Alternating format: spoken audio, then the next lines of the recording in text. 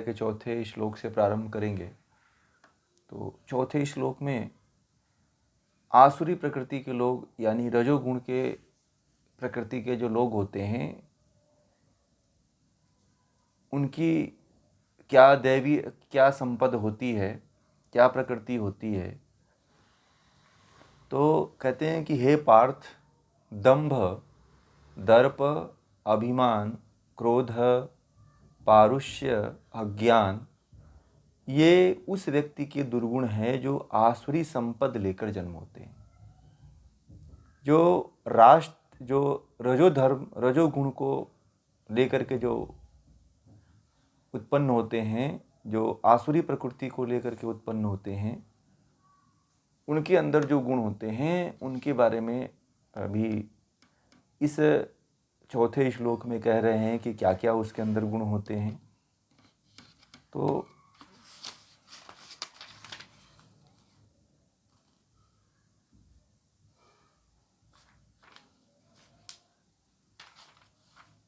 चौथा श्लोक,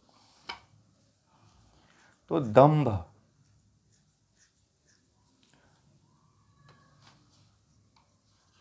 चौथा श्लोक है आसुरी प्रकृति, ठीक है ना।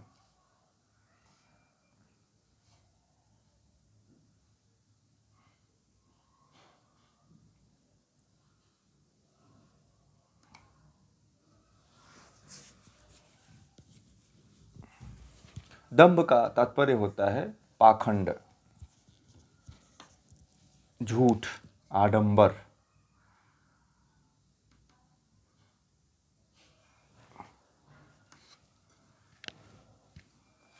दंभ का तात्पर्य क्या होता है? दंभ मतलब पाखंड, पाखंड करने वाला होता है, वो दंभी होता है। और एक शब्द है दर्प, दर्प का मतलब घमंडी, ठीक है। मान को पाने वाला, कि मेरा मान है, मेरा सम्मान है, जो दर्प जिसके अंदर होता है, वो अपने आप को मान वाला समझता है कि मेरा तो इतना मान है। उसे माननीय न कहा जाए, उसको माननीय संबोधित करके न बोला जाए तो वह किसी दूसरे व्यक्ति पे क्रोधित हो जाता है। और दम्भ वाला जो व्यक्ति होता है वो पाखंड करता है, पाखंड में लिप्त रहता है, ढोंग पाखंड ये सब करता रहता है। और उसके अंदर अभिमान का बहुत बड़ा गुण होता है। वो सोचता है कि मैं ही हूं, मेरे जैसा कोई नहीं है। और ये भी वो सोचता है कि मेरे जैसा कोई हो ना पाए, जो हूं मैं हूं, मेरा ही सत्ता बना रहे, मेरे सिवा इस दुनिया में कोई आगे ना बढ़ पाए। तो जो आसुरी प्रकृति का होता है वह दंभी होता है, पाखंडी होता है, अभिमानी होता है, घमंडी होता है। अभिमान कि मेरे जैसा कोई नहीं है। क्रोधी स्वभाव उसका होता है, बार बार क्रोध उसके भीतर आ जाता है, क्रोध करने लगता है। और पारुष्य, पारुष्य का तात्पर्य होता है कठोर। पारुष्य का मतलब होता है कठोर, कठोरता वाला होता है, उसके अंदर बड़ा कठोरता होता है। वह उससे किसी भी तरह से आप व्यवहार करो, आपके साथ हमेशा कठोरता का ही व्यवहार करता है, चाहे वाणी से बोले, चाहे व्यवहार से करे, आपके साथ कठोर व्यवहार करता है।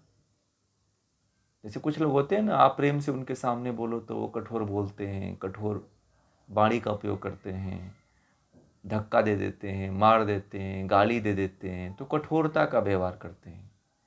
कुछ लोग होते हैं जो गाली से ही किसी से बात करते हैं। कई महिलाएं हैं, उनके पुरुष उनको गाली देते हैं और घर में भी उनके साथ व्यवहार गाली से ही करते हैं। सुबह से लेकर शाम तक उनके घर में गाली ही चलती है, गाली से ही संबोधन होता है ना। तो ये हाँ,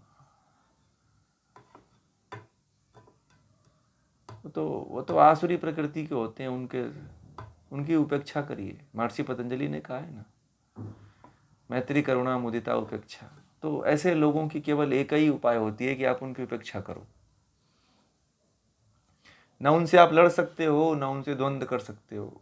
उनका और द्वंद्व बढ़ेगा, और उनका पाखंड बढ़ेगा, और उनका दर्प बढ़ेगा, मतलब अभिमान बढ़ेगा, घमंड बढ़ेगा, क्रोध बढ़ेगा। तो फिर आप उनसे और कहाँ बचोगे, और वो लड़ेंगे आपसे।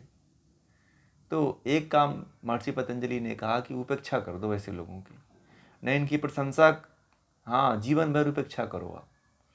न इनकी प्रशंसा करो, न इनकी बात करो, न इनको अच्छा कहो, न इनको बुरा कहो। बस इनको छोड़ दो जैसे तैसे, बीच का रास्ता। जी, अगर ऐसा व्यक्ति घर में हो तो फिर आप रास्ता बदल, बोला ना, आप रास्ता बदल दो। आप रह करके भी न रहो, ऐसा अपने जीवन को बना लो।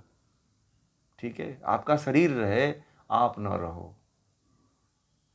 ठीक है, क्योंकि मन को यदि कहीं दूसरी जगह डाइवर्ट नहीं करते हो तो शरीर को लेकर के जिएगा तो मुक्त तो हो ही नहीं पाएंगे। क्योंकि ऐसी परिस्थितियां यदि आपके सामने हैं, या तो फिर निकलना चाहते हैं तो निकल जाइए, नहीं निकलना चाहते हैं तो फिर रह करके भी ना रहें। बस ये कि यही उपाय है, बाकी और तो कोई उपाय रहता नहीं है।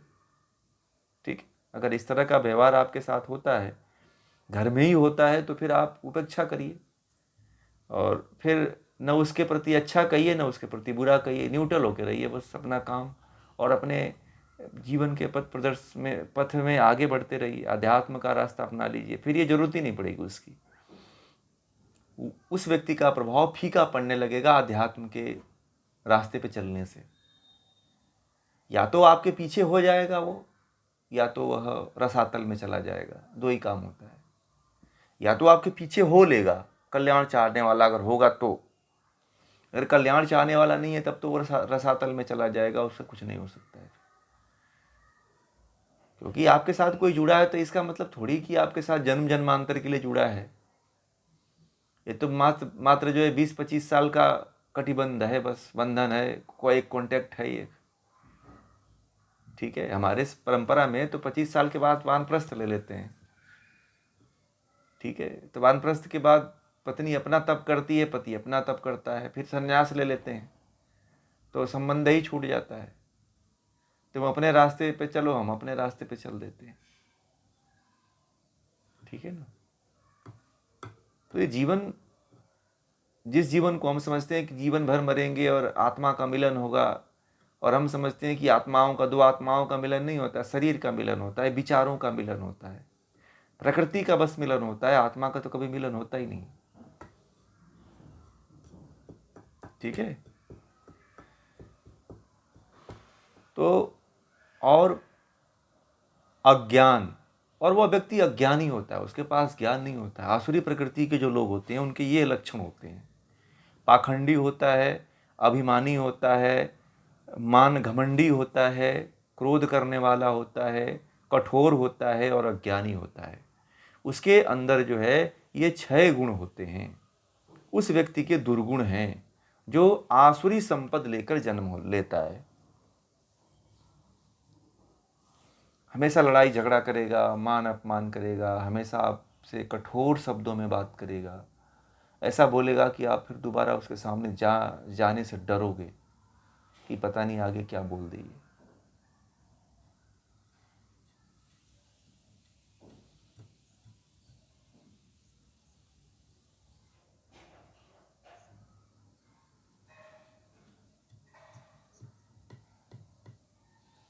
नहीं, आप देख के नहीं करते हैं, क्योंकि वो इसलिए करता है कि उसकी उसकी जो बताया ना, वहाँ पे उसके अभिमान को ठेस पहुँचता है। और क्रोध इसलिए होता है कि उसकी इच्छाएं आपसे पूरी होती है, तो इसलिए वो किसी के साथ कठोरता का व्यवहार करता है, और जिससे उसकी इच्छाएं नहीं पूरी होती है उससे कठोरता का व्यवहार करता है, और जिससे पूरी होती है उसके साथ नम्र हो जाता है। वो भी आसुरी ही है।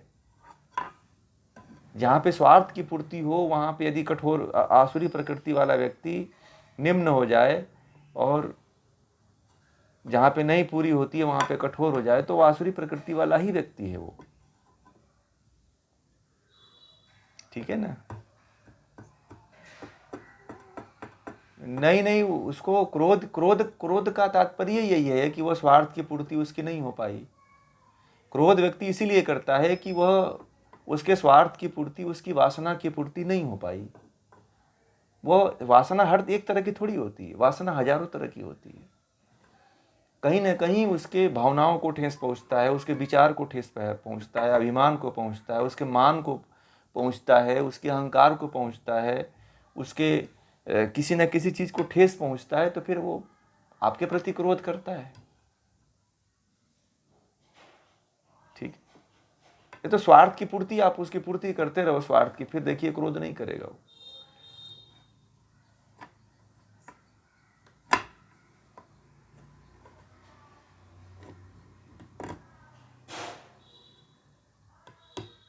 हाँ बोला ना, तो फिर आप उसकी तृप्ति मत करो, क्योंकि वो तो तृष्णा कभी तृप्ति नहीं होती है। तृष्णा तो कभी तृप्त, उपेक्षा ही सबसे अंतिम सरल और सबसे लास्ट मार्ग है कि उपेक्षा करो आप उसकी, और अपना एक कहीं अपना मुख्य, अपने आप को केंद्र बिंदु से जोड़ लो। किस केंद्र बिंदु से? ब्रह्म के केंद्र बिंदु से। आप परमात्मा के केंद्र बिंदु से उसको, अपने आप को जोड़ लीजिए, फिर उधर जाइए, फिर आपको कोई फर्क नहीं पड़ेगा। जब तक आप नहीं जुड़े हो तब तक तो आप भटकोगे ही। ठीक है। फिर आपको उस व्यक्ति से आप सब कुछ उसको मान करके उसी के लिए मरते रहोगे कि भगवान ने हमारे साथ बहुत बड़ा अन्याय कर दिया, मेरा विवाह ऐसे व्यक्ति के साथ कर दिया, मेरा संबंध ऐसे लोगों के साथ जोड़ दिया, मैं क्या करूं। तो आपका रास्ता वो थोड़ी है, वो तो उनके लिए है जो अज्ञानी बेचारे हैं, जिनको ज्ञान नहीं है। परंतु आप लोगों को तो ज्ञान हो गया है कि आप आत्मा, शरीर नहीं हो। क्या हो?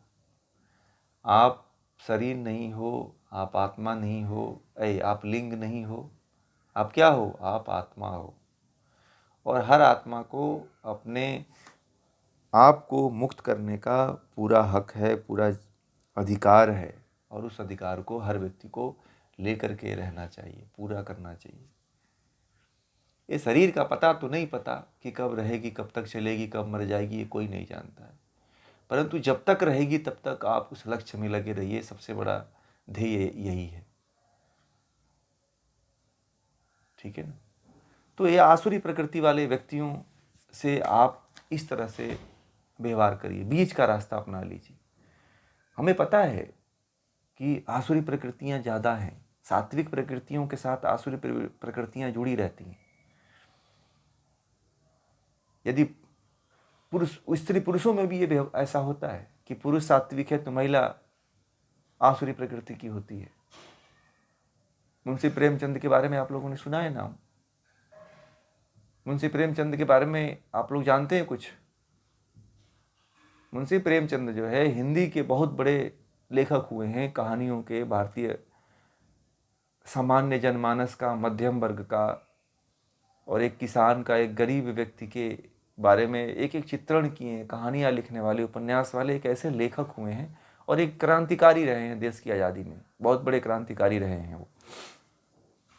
तो उनके साथ भी ऐसा ही व्यवहार था। लिखते हैं कि मेरे जीवन में ऐसे ही आसुरी प्रकृति के साथ, उनके साथ भी ऐसे हुआ था। तो बोले कि फिर हमने बीच का ही रास्ता अपनाया।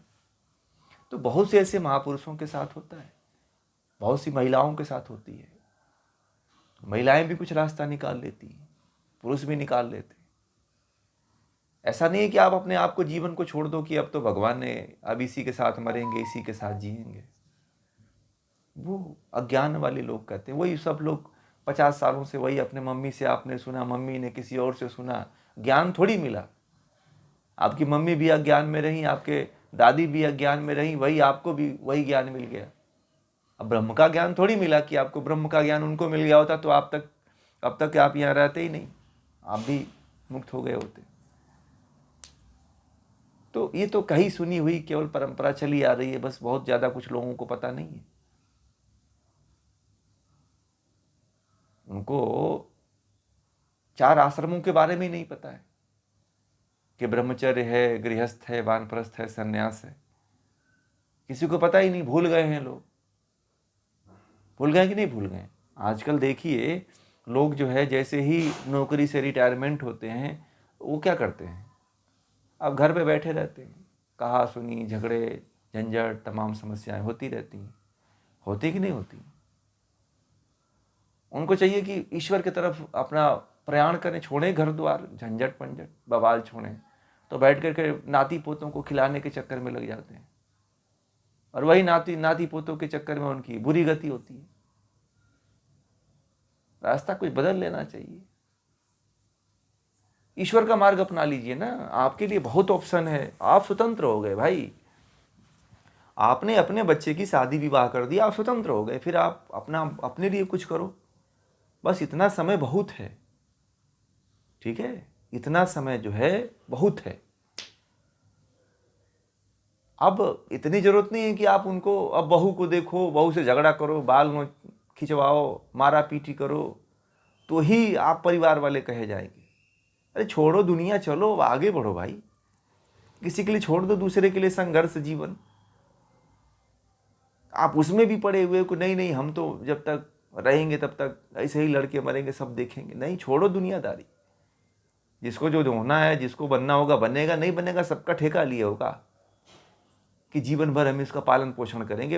अरे 20 साल तक बच्चे को पालन पोषण करके बड़ा ही तो किए हैं, अभी भी नहीं पेट भर रहा है। अब इनका 40 साल 50 साल का लड़का इनके लिए बच्चा ही लगता है कि हमारा बेटवा कहीं भूखे न सो जाए। अब बेटा जो है शराब पी के सो रहा है,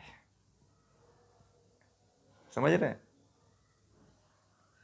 तो ये जो है मोह माया जो है छोड़िए और आगे बढ़िए, ठीक है। ये मैंने जो है एक बार, मुझे सीनियर सिटीजन का एक ग्रुप था, उसमें बुलाया गया था। तो मैंने कहा कि आप लोग नहा किस में पड़े हुए हो, आप लोगों के पास इतना पैसा है, आप लोग चाहते तो एक अपने लिए एक अलग व्यवस्था बना लेते जहाँ पर आप लोग ईश्वर और परमात्मा की के लिए प्रार्थना करके अपने जीवन का जो जीवन बचा हुआ है उसको मुक्त कर सके। और मैं बताऊं, उन सभी लोगों ने मिल करके एक अपने लिए बहुत अच्छा एक जगह बनाए जहाँ पे सभी लोग घर से दूर रहते हैं और दूर रह करके ईश्वर की साधना करते हैं, और सभी लोगों को पेंशन आती है। और बड़े बोले कि बहुत अब आज़ाद और बहुत सुकून की ज़िंदगी जी रहे हैं हम लोग, कहाँ झंझटों में फंसे हुए थे। जीवन को आप जी सकते हो, जैसा चाहे वैसा जी सकते हो, परंतु लोग जीना नहीं चाहते हैं कि झंझट में ही पड़े रहें। बस कोई ना कोई कहीं ना कहीं से समस्या आए तो उसमें उलझे रहें। बस आदमी भी यही चाहता है आजकल, आदमी को मुक्त होना चाहिए भाई। आगे बढ़िए ना, आपका रास्ता बस जीवन में, मैंने कहा कि त्यागने की प्रकृति रखिए अपने जीवन में। आपके पास जो वस्तु आई है उसको एक अवस्था में छोड़ने का प्रयास के लिए कटिबद्ध रहिए कि हाँ, जो वस्तु हमें मिली हुई है एक दिन हमें इसे छोड़ना है। आप लोग तैयार हो ऐसी चीज़ों के लिए? अरे आपको नहीं पता है कि जो शरीर आपको मिली है यह भी एक दिन छोड़ना है। छोड़ना है कि नहीं छोड़ना है, बताइए। जब आपको इतना पता है कि एक दिन शरीर भी छोड़नी है तो एक वस्तु के लिए आप लोग क्यों मरते हैं? लोग कहते हैं कि नहीं, मैंने तो एक घर बनवाया है तो अब घर को हम छोड़ ही नहीं सकते। ठीक है, हम घर को छोड़ ही नहीं सकते, हम मर जाएंगे परंतु हम घर नहीं छोड़ेंगे। इसी रूम में मरेंगे जिस रूम को मैंने बनवाया है।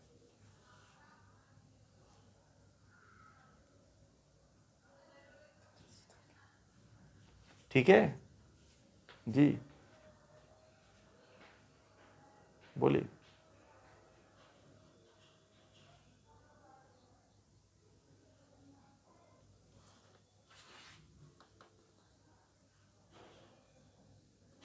हम्म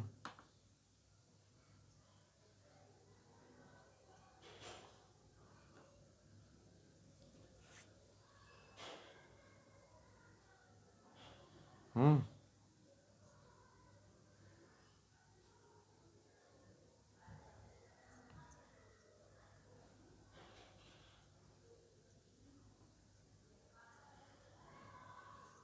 चलेगा।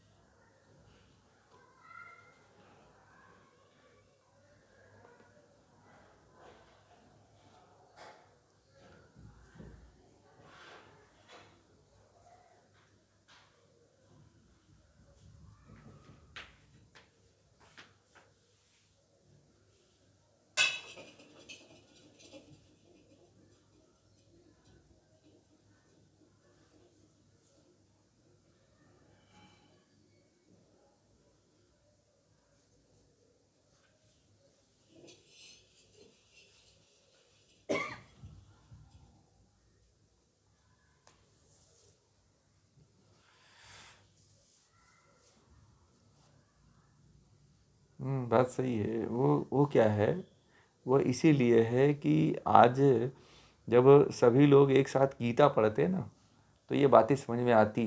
वो परिवार रहता, वो संस्कार रहता, जो आप कह रहे हो वो बात ठीक है। परंतु जब एक साथ सभी लोग सुने तब ना, आप ही बस सुन रहे हो और उन लोगों को पता ही नहीं, तो एक तरफा नॉलेज है। ठीक है, वो लोग सुनना भी नहीं चाहते हैं, तो फिर उनको कैसे आप सुनाओगे, कैसे आगे बढ़ाओगे? उन लोगों के मन में कुछ दूसरा ही संस्कार चल रहा है भाई। वो, हाँ, संस्कार भी अलग हैं, आप कैसे लेके चलोगे? आप एक ही परिवार है, पत्नी, आप अभी बताइए, दो लोगों की बात सुनिए। आप पति पत्नी हो तो पति को अध्यात्म अच्छा लगता है, पत्नी को नहीं लगता है। बात समझ में आ गई बात? आप कैसे चलोगे? बड़ी मुश्किल है आज के दौर में। हाँ, यदि आपका एक परिवार, जो आपके जो बच्चे होंगे वो संस्कारित यदि होते हैं, तो उनके जो बच्चे होंगे उनके यहाँ ये खुशहाली आएगी। जो हम अभी हम कह रहे हैं कि वसुधैव कुटुंबकम वाली जो बात है कि ये सब परिवार में गुथ करके रहेंगे, तब आएगी वो। अभी तो नहीं आएगी, क्योंकि सभी लोग अलग अलग दिशाओं से और सभी लोग अलग अलग परंपराओं से आ रहे हैं। एक विद्या सब जगह पढ़ाई नहीं जा रही है, एक ज्ञान सब जगह दिया नहीं जा रहा है। सबको उल्टा सीधा ज्ञान मिल रहा है, कोई कुछ मानता है, कोई कुछ मानता है, कोई कुछ जानता है। तो फिर आज का बड़ा बिखरा हुआ है, तो किसी को आप बांध नहीं सकते हो, स्वतंत्र है। एक आज की जो परिस्थिति है उसके अनुसार मैं बताता हूँ, आज की जो परिस्थिति है उसके अनुसार बताता हूँ। आपके विचार अलग हैं, आपके पति के विचार अलग हैं, पत्नी के विचार अलग हैं, तो आपको ज्ञान है तो आप अपने जीवन को बर्बाद थोड़ी करोगे उनके पीछे, उनके लिए भाई। हाँ, आपने बहुत समय दे दिया उनके लिए, पति के लिए दे दिया, पत्नी के लिए दे दिया, परंतु जब पत्नी नहीं आपके बात को समझ रही है, पति नहीं समझ रहा है, तो फिर आप आगे बढ़ो ना। आप क्यों अपने आप को नष्ट करोगे? ये भी है कि आप जो है, आप फिर आगे बढ़ो। आप मत देखो कि ये इसको सबको हम लेके चलेंगे, सबको लेके चलोगे तो आपका फिर गर्त हो जाएगा, आप कहीं नहीं जा पाओगे। वसुधैव कुटुंबकम वाली बात सही है, परंतु आप कर्तव्य वहाँ पे कही जाती है वसुधैव कुटुंबकम की बात, जब आपकी कोई बात को मानता हो।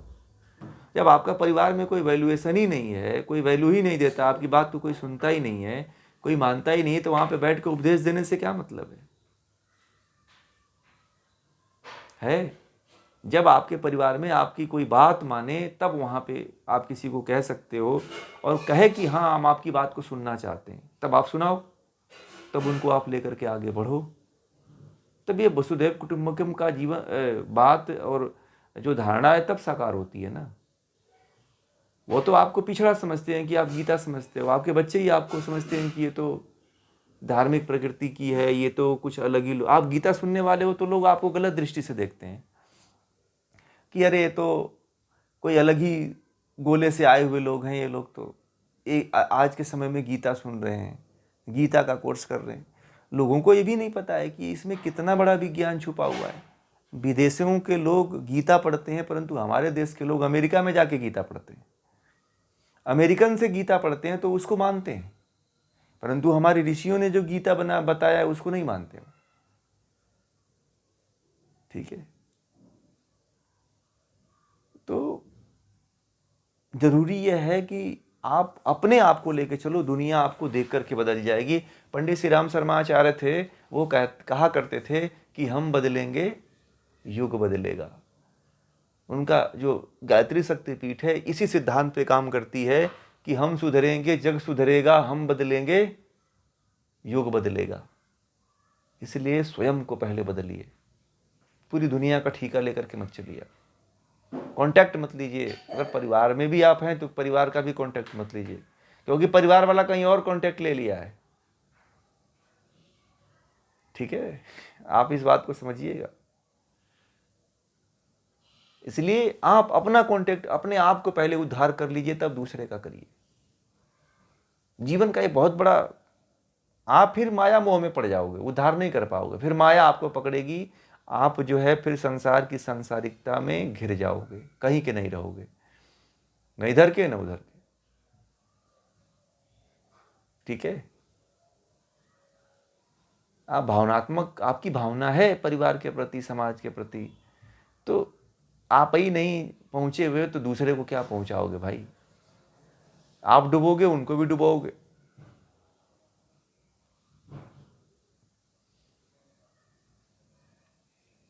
समझ में आ रही बात ना?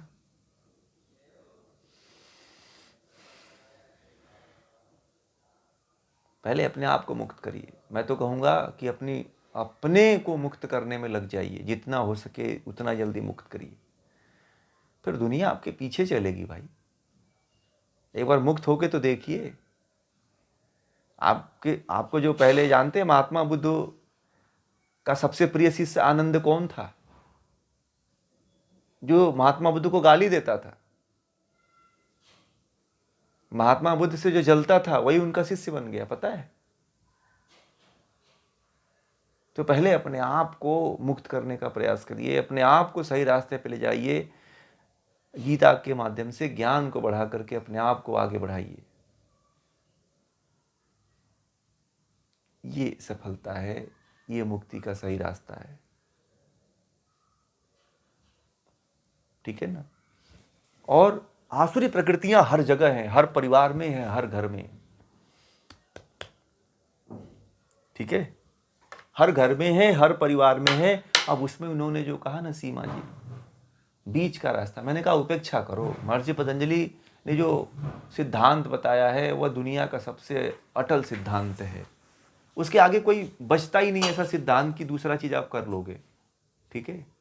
महर्षि पतंजलि ने जो बता दिया, उपेक्षा की भाव, मैत्री, करुणा, करुणा, मुदिता, उपेक्षाणाम, ये वाला मार्ग यदि आपने कर लिया, मैत्री, करुणा, मुदिता, उपेक्षा, ये चार जो है, यदि सिद्धांतों को अपने जीवन में आप धारण कर लेते हो तो मुझे लगता है कि फिर आप चाहे कोई भी परिस्थिति हो, आप उससे निकल जाओगे।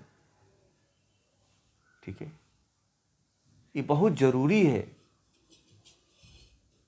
कि उपेक्षा की भावना रखिए, न उसके प्रति क्रिया प्रतिक्रिया करिए, आप आगे बढ़ते जाइए। आप क्रिया प्रतिक्रिया करोगे तो भी झगड़ा होगा। ठीक है? आप उसके प्रति यदि प्रशंसा करोगे तो भी प्रॉब्लम आएगी। आज करोगे कल नहीं करोगे तो भी आपके प्रति वो क्रोधित होगा। समझ में आ गई बात? और दूसरी चीज, उसकी उपेक्षा कर दोगे, ना ही प्रशंसा करोगे ना ही उसकी बुराई करोगे, तो वो फिर तटस्थ रहेगा। फिर उसका जो जितना अहंकार है, रौनक है, सारा का सारा क्या हो जाएगा? पस्त हो जाएगा। बात समझ में आ गई? ये काम करिए आप। सभी के लिए है ये, इनके लिए ही नहीं है, ये सभी के लिए। और सभी घरों में ऐसी समस्याएं हैं, एक घर की बात नहीं है ये। इन्होंने पूछ दिया प्रश्न, ये बहुत अच्छा किया इन्होंने। ये समस्या एक घर की नहीं है, सभी के घर की है। सभी घर में आसुरी प्रकृतियां हैं। कई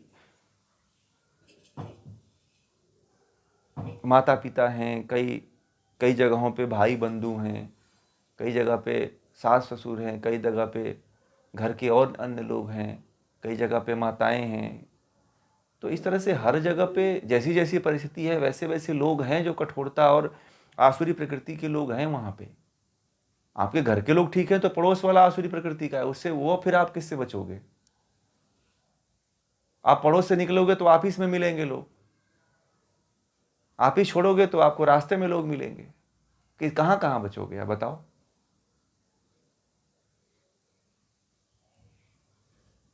जी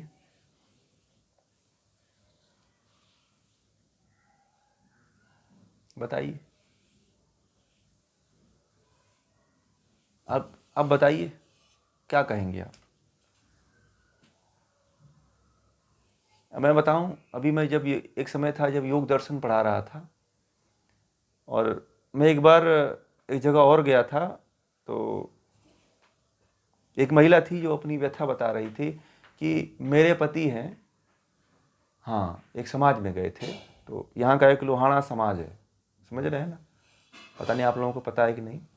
तो वहाँ पे मैं गया था, तो एक महिला ने कहा कि हमारे पति हमारे बच्चों से बात ही नहीं करते हैं।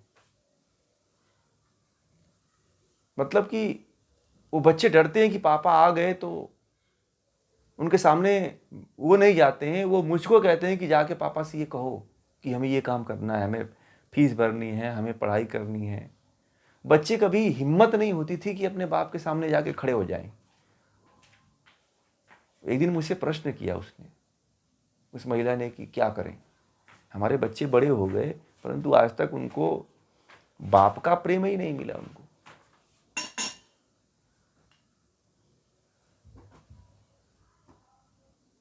मतलब बाप उन बच्चों से भी बात नहीं करते हैं, उनको समय नहीं है। समय रहता है फिर भी वो क्या करते हैं, पूरी दुनिया से बात करते हैं परंतु बच्चों से बात ही नहीं करते।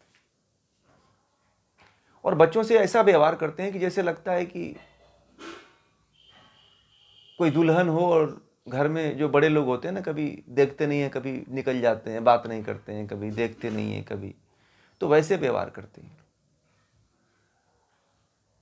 तो मैंने उनको कहा कि ऐसा करिए कि एक बार अपने पति को एक बार अपने साथ लेकर के आइएगा। बड़ी किसी तरह से समझा बुझा करके वो अपने पति को लेकर के आई। जब दोनों को मैंने कहा कि आपको समझाऊंगा, तो आप तो जानते ही हो, ये आपको समझने वाली बात नहीं है, समझना तो उनको है। उस आदमी को लेकर के आइएगा। फिर जब मैंने समझाया तो उस दिन से वो व्यक्ति अपने बच्चों के साथ हंसने लगा, बोलने लगा, बात करने लगा। बच्चे उनके पास आकर के उनके सिर पे चढ़ने लगे हैं। नहीं तो बच्चों को कठोरतापूर्वक डांट देता था व्यक्ति तो बच्चे भाग जाते थे। ठीक है, तो ऐसे भी लोग हैं जो आपने बात कही ना, वो बचपन से ही कुछ लोगों के भीतर होती है कि बच्चे बात नहीं करते हैं।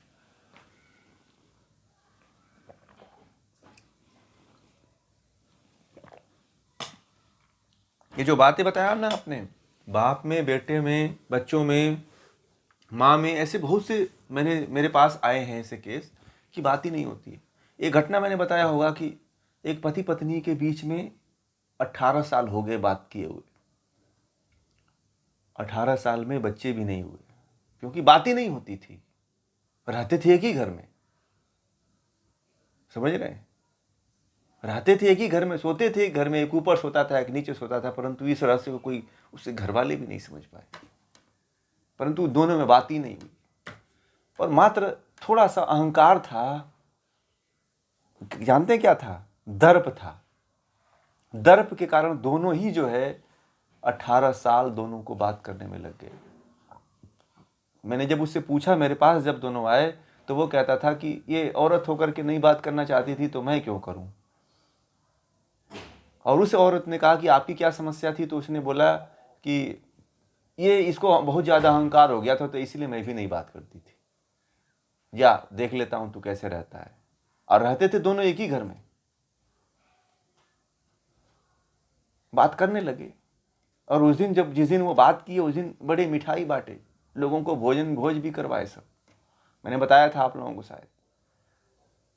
ठीक है, और बोले कि अब 18 साल बाद हमारी शादी हुई है, फिर से लग रहा है कि नई शादी हुई है, क्योंकि अज्ञान हट गया ना, दर्प हट गया, आसुरी प्रकृति हट गई। एक छोटी सी बात के लिए व्यक्ति जीवन 18 साल लग गए, एक दर्प के कारण।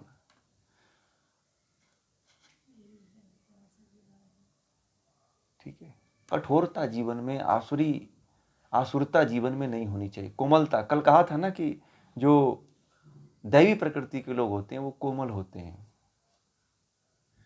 कोमल, इतनी कोमलता होती है कि एक जीव जंतु भी उनके पास आकर के आनंद का अनुभव करता है। एक सर्प भी उनके पास आकर के जो है आनंद लेने लगता है। भगवान शिव को भोले इसीलिए कहा जाता है कि उनके, जब वो बैठते थे ना ध्यान में, साधना में, तो उनके गले में सर्प आकर के खेला करते थे, सर्प आकर के उनको लपेट लेते थे, परंतु भगवान शिव कभी इधर के उधर नहीं होते थे, इसलिए उनको भोले कहते। और जितने भी तपस्वी हमारे देश में, केवल भगवान शिव ही नहीं, जितने भी ऋषि मुनि रहे हैं, उनके इर्द गिर्द सर्प और जहरीले कीड़े बिच्छी सारे आकर के आश्रय लिए हुए हैं। ठीक है, इसीलिए कोमलता और कठोरता में बड़ा अंतर होता है। कठोर होना आसान है, कोमल होना बहुत कठिन है। ठीक है, कठोर तो आप एक क्षण में हो जाओगे, परंतु कोमल होने में काफी समय लग जाता है। इसलिए जो कोमलता है उसको मत खोइए।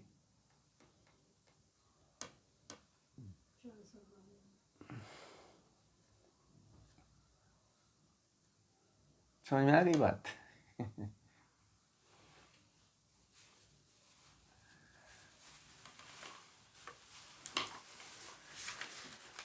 अब दैवी, अब हम लोग चलते हैं।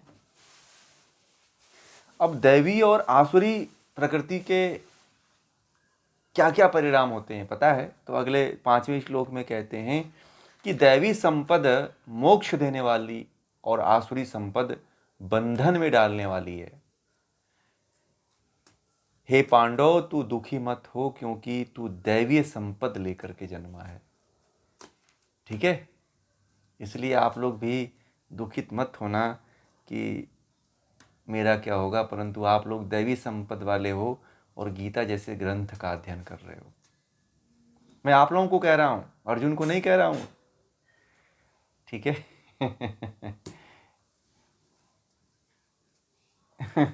समझ गए ना?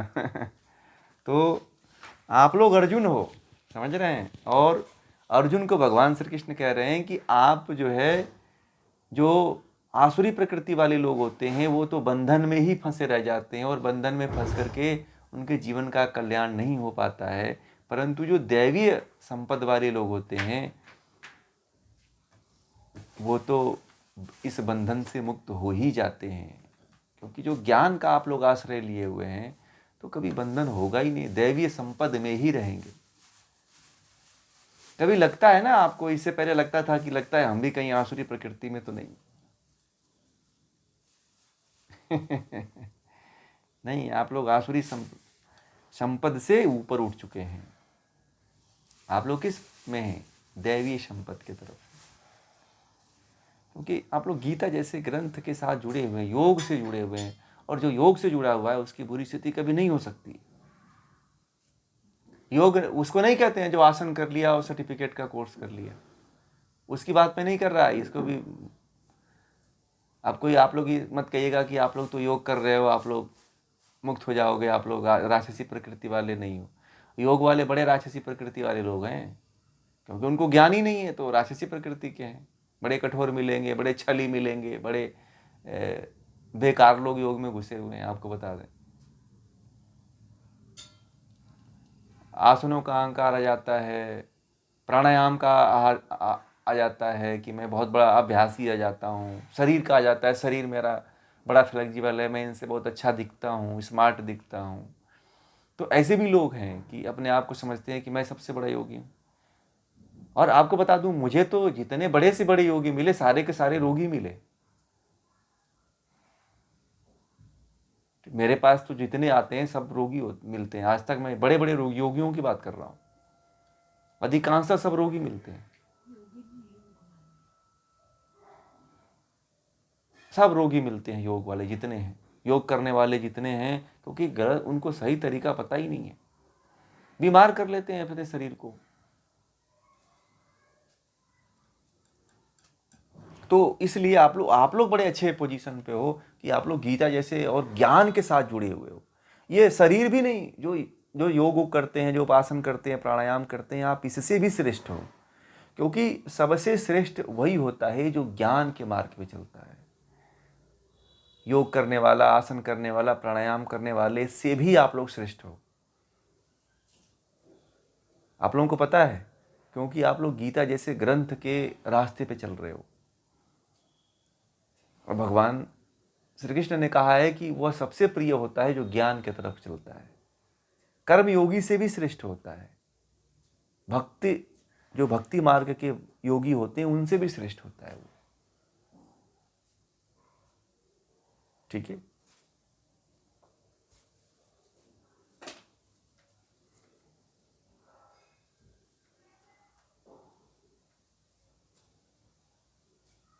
6वें में कहते हैं कि इस संसार में 2 प्रकार के प्राणियों की सृष्टि है। सृष्टि मतलब रचना है, देवी और तथा आसुरी। हे पार्थ, देवी का विस्तार से वर्णन किया जा चुका है, अब तू मुझसे आसुरी का वर्णन सुन। अब आसुरी प्रकृति वाले लोग कैसे होते हैं, वो कहते हैं कि आसुरी वालों का भी थोड़ा सुन ले, कि देख ले कितने कैसे कैसे क्या क्या होता है उनके अंदर।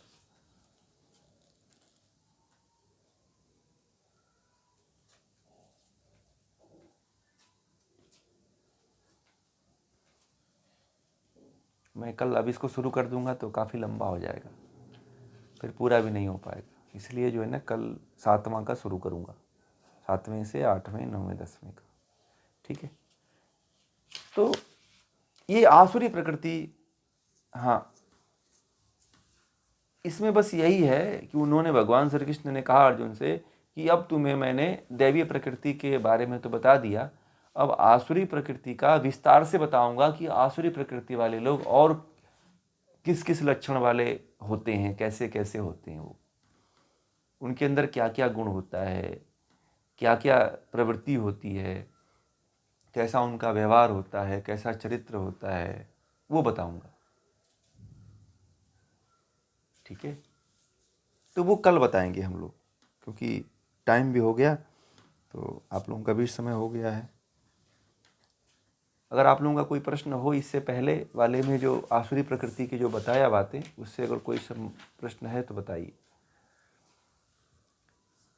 अभिमान, क्रोध, कठोरता, मान और दर्प, ये तो मुख्य है।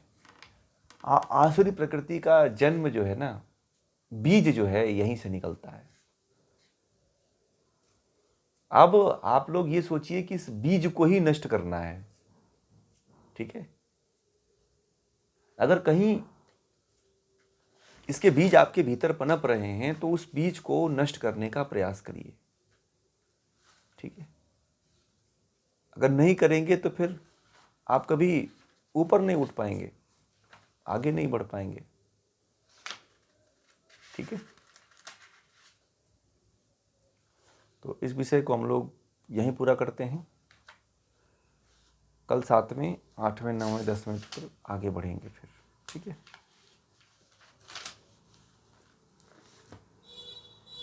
जीवन ऐसा है कि हमें नहीं पता है कि हम किधर जा रहे हैं। हम देख ही नहीं पाते हैं कि हम आसुरी में हैं कि सात्विक में हैं। इतना भेद ही नहीं किसी के पास है जानने के लिए। आप ही लोगों को नहीं पता है कि हम आसुरी में जी रहे हैं कि सात्विक में जी रहे हैं। आप लोगों को पता है? भूल गए हैं आप। कभी इसके तरफ ध्यान ही नहीं दिया आप लोगों ने। दिया आप लोगों ने कभी? नहीं दिया ना कि हम आसुरी में हैं कि सात्विक में हैं कि तामसिक में हैं। हाँ, पता ही नहीं, वही ना, नहीं पता है। तो जब पता ही नहीं है तो जिएंगे कैसे? अब तो दूसरा प्रश्न बनता है ना कि जब पता ही नहीं है तो जिएंगे कैसे? जब आदमी को जीने का ढंग पता चले तब न जिएगा। उसे जीने का ढंग ही नहीं पता है तो जिएगा कैसे भाई? एक भजन है ना कि जीवन खत्म हुआ तो जीने का ढंग आया, जब सम्मा बुझ गई तो महफिल में रंग आया। जीवन खत्म हुआ तो जीने का ढंग आया। इसलिए जीवन खत्म मत होने दीजिए, जीवन खत्म होने से पहले ही महफिल में रंग ला दीजिए, ठीक है ना। और ज्ञान ही है जो रंग भर सकता है, नहीं तो कोई भी ज्ञान आपके जीवन में रंग नहीं भरने वाला है। ना आपके लोग भरने वाले हैं, ना आपके साधन भरने वाले हैं। आपको खुद भरना है, अपने ही रंग से अपना रंग भरना है।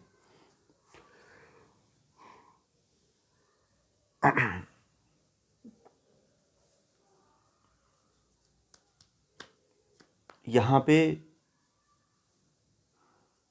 आप किस तरफ जा रहे हो, कहाँ जाना है, इससे कोई मतलब किसी का नहीं है। मतलब बस यही है कि आप कितना कमाते हो, कितना आपके पास पैसा है, कितना आपके पास धन है। दुनिया को इसी से मतलब है। चाहे घर में, चाहे परिवार में, चाहे समाज में चले जाओ, चाहे बाहर चले जाओ, लोग यही देखते हैं। सही बोला कि नहीं बोला? जब लोग यही देखते हैं तो लोग इसी के पीछे पड़े हुए हैं कि भैया इसी की मान तो ज़्यादा है, ठीक है ना। लोग इसी को प्राप्त करने में सब लोग लगे हुए हैं।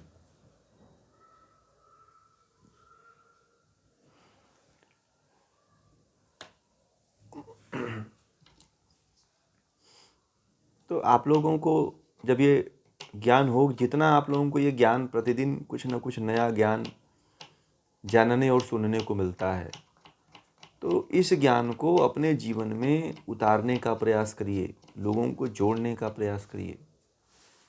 मैं बार बार कहता हूँ कि गीता से जोड़िए आप लोगों को। गीता एक ऐसा केंद्र है, एक ऐसा मार्ग है जिस नाव पे बैठोगे तो आप लोग पार ही होएंगे। नाव तो कभी डूबने वाली नहीं है, वो आपके जीवन को पार ही करेगी।